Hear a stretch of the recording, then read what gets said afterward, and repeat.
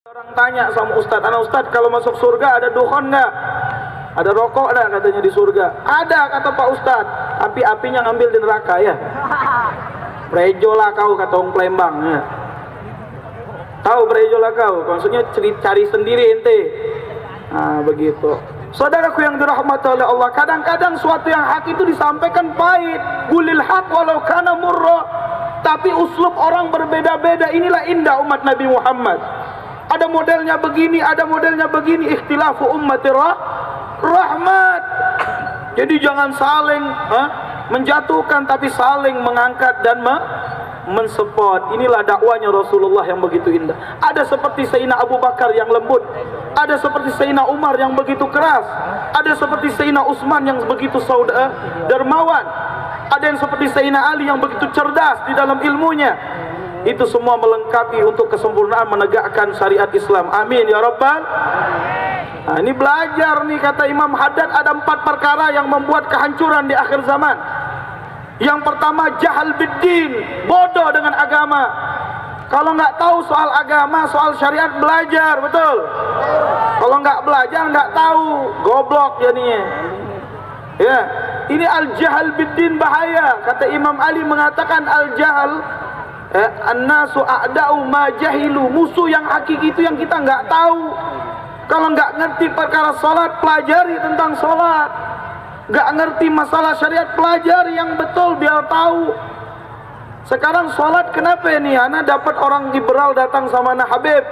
Allah subhanahu wa ta'ala berfirman katanya, "Inna sholata tanha anil fakhsya'i wal munkar." Sesungguhnya sholat itu melarang daripada kefasikan dan kemungkaran. Tapi kenapa realitasnya orang yang sholat tapi korupsi Habib? Orang yang sholat mabok jalan terus. Orang yang sholat narkoba jalan terus. Orang yang sholat zina, maksiat jalan terus. Kenapa? Oh, kalau begitu lebih baik nggak usah sholat Habib. Tepok palanya tuh. Sholatnya nggak salah, teruskan sholatnya, betulkan sholatnya. Mungkin sholatnya kurang betul. Orang dulu sholatnya bisa menjauhkan daripada kemaksiatan, kemungkaran. Kenapa? Khusyuk dalam sholatnya, betul dari istinjaknya. Ini sholatnya nggak betul, rukun syaratnya nggak sempurna. Nah, ini jahal biddin masalah ini. Akhirnya orang nggak tahu agama dibodoh-bodohin.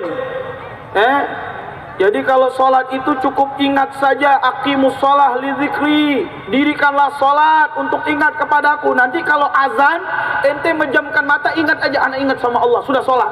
Getok pala orang itu. Ya kalau begitu logika aja ente jawab sama mereka yang seperti itu. Ajak makan ke rumah kita, buatin makanan yang paling enak.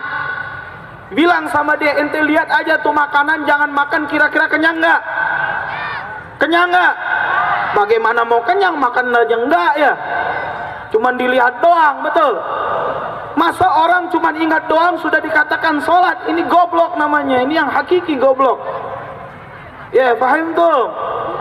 Nah, ini yang pertama kata Imam Haddad. Yang kedua, do'ful iman, lemahnya keimanan.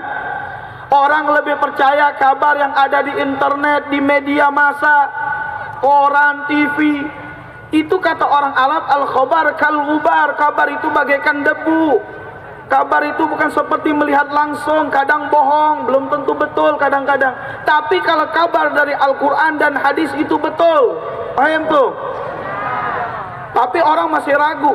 Ini satu contoh hadis nih, populer, kata Nabi, sayati zaman antada'a alaikumul umam kama tada'a ma'akalatu fi qas'atiha. Kata Nabi, akan datang satu masa kalian itu diperebutkan oleh para umat-umat bagaikan merebuti makanan di dalam nampan. Berebut, kalau misalkan dagingnya banyak tuh siapa yang cepat dapat ya? Apalagi makan kebuli kalau di Jawa ya. Hol-hol gitu kan makan kebuli. Siapa yang cepat dapat daging habis tuh. Begitu kata Nabi. Hal min qillatina yauma idzin ya Rasulullah. Apakah sedikit jumlah kami pada saat itu ya Rasulullah? Tidak kata Nabi. Bal antumul katsir, kalian itu banyak kata Rasulullah.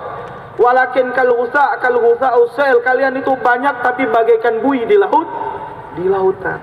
Kenapa bisa begitu ya Rasulullah? Karena kalian dijangkit nama penyakit al-wahan.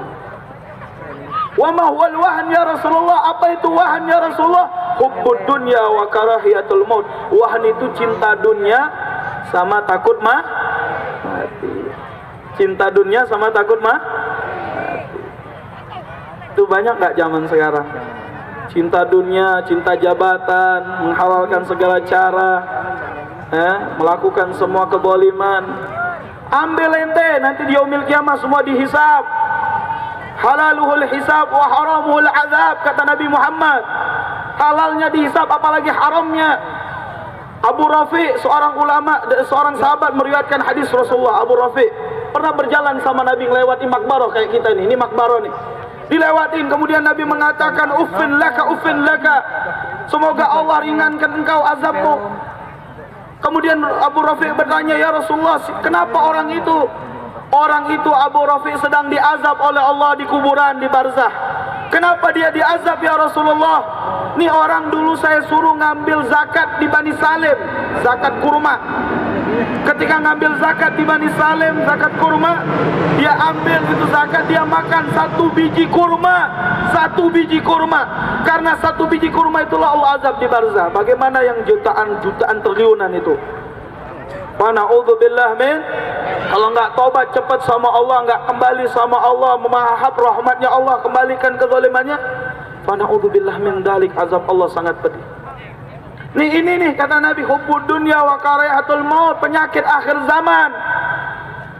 Cinta kepada dunia, takut para solihin nggak pernah takut dengan mati. Mati itu pasti. Ente mau lari kemana juga mati. Panjang umur, kita nggak tahu umur kita di mana, tapi kita mohon sama Allah panjang umur dalam ketaatan. Mati husnul khatimah. Makanya dalam hadis Rasulullah mengatakan, ini terakhir saya sampaikan, Rasulullah mengatakan, ente kalau lihat di umat Islam melakukan maksiat kemungkaran, yang ente benci itu perbuatannya, zatnya itu suci. Kullu mauludin yuladu alal fitrah. Semua orang dilahirkan atas kesucian, kata Nabi. Yang merusak itu lingkungannya. Wali abaweh, orang tuanya yang pertama, sama lingkungannya. Dia bisa jadi majusi atau nasrani. Jadi kalau kita lihat umat Islam maksiat, kita doain semoga dapat hidayah dari Allah. Itu dakwanya Nabi Muhammad SAW. Paham tuh? Itu yang pertama. Jadi jangan merasa, oh saya sudah punya amal banyak pasti masuk surga. Belum tentu. Amal itu nggak bisa jadi jaminan kecuali minta husnul khatimah dari amal itu. Kata Nabi, ada orang bainahu wa bainal jannah illa dzira. Dia mau masuk surga tinggal satu zira lagi, kata Rasulullah. Fayasbiku alil kitab fayamalu bi amali ahlin nar fayadkhuluha. Kitab menulis dia bakal masuk neraka, di akhir hayatnya murtad, keluar dari Islam, masuk api nerakanya Allah. Fa na'udzubillah min. Ada lagi orang amalannya dia ahlin nar, banyak maksiat. Fayasbiku alil kitab fayamalu bi amali ahlil jannah fayadkhuluha. Di akhir hayatnya dia taubat, beramal seperti penduduk surga, masuk surga. Nabi ceritakan di dalam kitab Riyadhus Shalihin, Imam Nawawi meriwayatkan satu riwayat hadis tentang dua orang perempuan. Satu perempuan ini dia ahli ibadah, ubat, tapi dia menyiksa kucing. Kucing itu dia taruh di kamar, gak kasih makan sampai mati itu kucing. Kayak gitu kan, miara binatang ini boleh asalkan dikasih makan. Mati itu kucing karena dia nggak perhatikan, itu diberikan oleh Allah azab dia di barzah. Satu lagi seorang perempuan min ahli zina, suka berzina nih perempuan, sudah go internasional zina ini. Tapi subhanallah dia lihat anjing kehausan, dia ambil, dia punya sepatu, dia ambil air kasihkan minum, anjing itu diberikan taufik dan hidayah oleh Allah, taubat dia. Betul-betul taubat sama Allah, di akhir hayatnya husnul khatimah. Allah maj'alna husnul khatimah indal maut. Ya Allah biha, ya Allah biha, ya Allah bihusnil. Ya Allah matikan kami husnul khatimah ya Allah. Sebagaimana kami berkumpul di sini mengagungkan Nabi Muhammad, ya Allah, kumpulkan kami kelak dengan Nabi Muhammad. Jadikan kami pencinta Nabi Muhammad. Jadikan kami pengikut Nabi Muhammad. Nah, ini yang kedua tadi. Apa tadi? Dha'ful yakin, lemahnya keyakinan. Yang ketiga kata Imam Haddad, kerusakan itu tulul amal, terlalu tinggi berangan-angan, punya penghasilan cukup beli motor, beli mobil. Akhirnya beli mobil dapat sebulan, 2 bulan nggak kebayar, kejual ya. Tulul amal, ente lakukan atas qadar istita'ah ente. Dalam ibadah aja kata Allah, la yukallifullahu nafsan illa wus'aha. Boleh berangan-angan tapi jangan terlalu tinggi. Berangan-angan untuk akhirat tinggi boleh. Sebagaimana Habib Ali Muhammad Habsyi mengatakan, aku kalau masuk surga tidak kurasakan nikmat surga kecuali kekasihku Nabi Muhammad ada di surga. Masya Allah, ini bunyi pesawat lebih kuat dari bunyi suara Habibnya ya. Sudah, walhasil ini harus didengarkan wahai saudaraku. Ini ansuhukum billah, saya menasihati diri saya dan kita semua. Jadi yang terakhir kata Imam Haddad, yang merusak itu di samping tulul amal yang terlalu tinggi, ingat kita akan ada darul akhirah. Kita di dunia hanya sementara 60 tahun, 70 tahun, di akhirat selama-lamanya, abadan abidin wa dahrud dahirin, tidak termakan oleh waktu. Kita sekarang nih termakan oleh waktu. Kalau di surga nanti terus diberikan kemudahan, diberikan kenikmatan semua oleh Allah. Semoga Allah Subhanahu wa taala sebagaimana kumpulkan kita dikumpulkan kelak di yaumil qiyamah. Amin ya rabbal alamin. Yang terakhir kata Imam Haddad, yang membuat kerusakan adalah makan akal syubha wal haram. Barang siapa yang makan yang haram, kata Nabi, asad jawari usya'am abah, makan yang haram dia akan maksiat mau tak mau, kata Nabi Muhammad.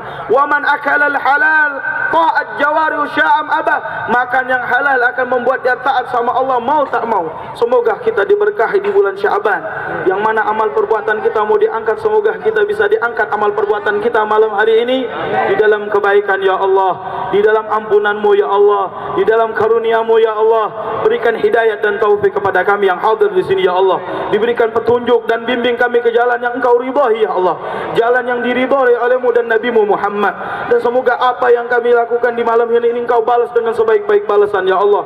Ampunkan dosa kami ya Allah, dosa kedua orang tua kami ya Allah, dosa anak keturunan kami kaum muslimin dan muslimat ya Allah, yang mana dengan berkat ini perkumpulan cucurkan rahmatmu ya Allah, sehingga menyirami hati-hati kami yang selama ini lupa kepadamu ya Allah. Ingatkan kami kepadamu ya Allah, bangunkan kami lagi, semangat kami untuk menempuh hidup kami kebahagiaan di dunia dan di akhirat. Berikanlah kami pemimpin-pemimpin yang baik, yang adil kepada kami ya Allah, sehingga Engkau berikan kemakmuran untuk negara kami ini menjadi negara baldatun thayyibatun rabbun ghafur. Wa ya arhamar rahimin, wa ya akramal akramin, wa ya ajwada ajwadin, wa ya rahimal masakin. Allahumma ja'al hadha jam'ana hadha jam'al marhuma, tafarraqana min ba'di tafarqan ma'suma, wa la tajal fina wa la minna wa la ma'ana شيئا ولا محروما. اللهم فقه للخير الخير وأنهم عليه وفقنا للخير وإنا عليه. صلى الله على سيدنا محمد وعلى صحبه وسلم. والحمد لله رب العالمين. Ini saya yang bisa saya